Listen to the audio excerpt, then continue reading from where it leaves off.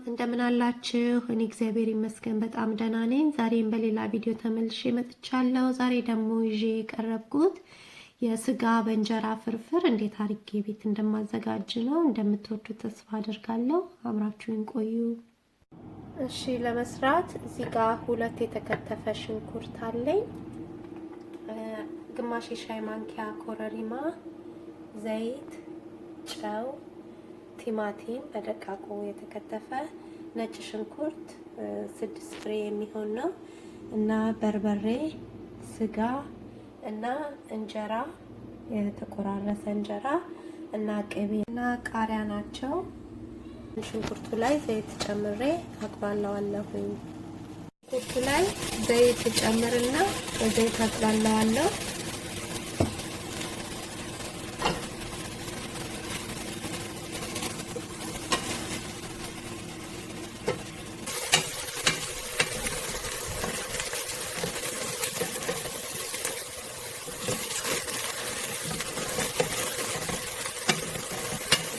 እዛም ቲማቲም ጨምራለሁ።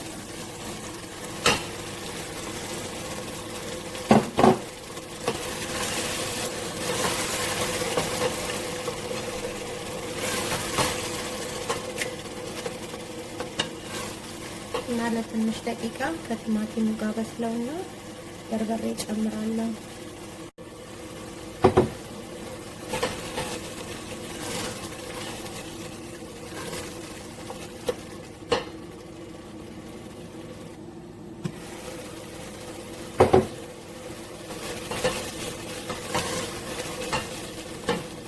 አሁን በርበሬ ጨምርና ከበርበሬ ጋር ደግሞ አቅላላዋለሁ።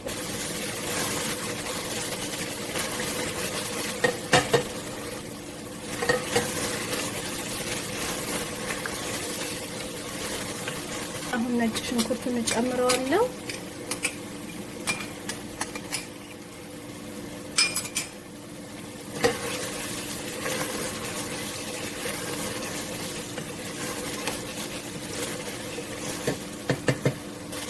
አሁን ደግሞ ስጋውን ጨምሬ አብሬ ደግሞ አበስለዋለሁ።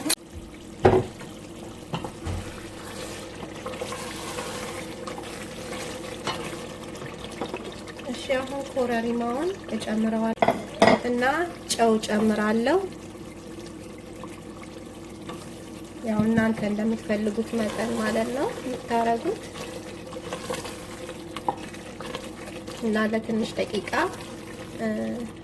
ካበሰልኩት በኋላ ይበቃዋል። ውሃ እንከልሳለን።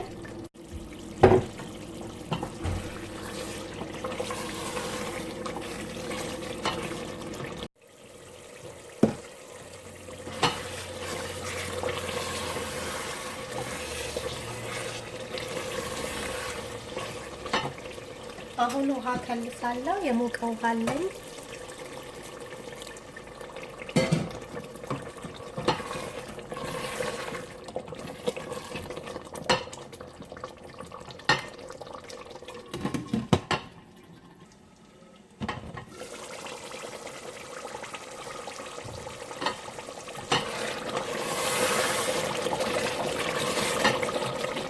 እሺ፣ አሁን ቅቤ ጨምራለሁ።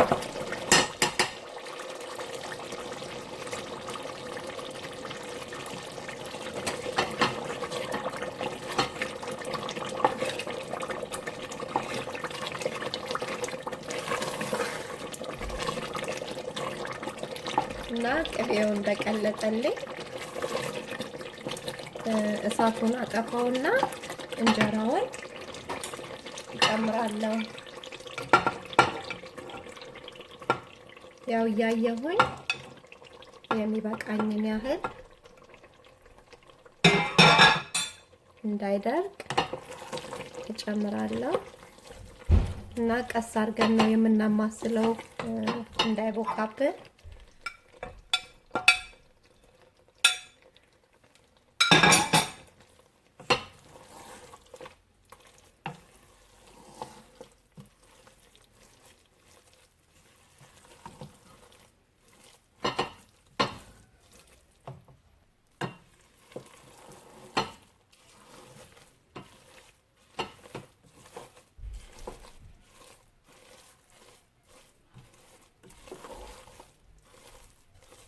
እና ከላይ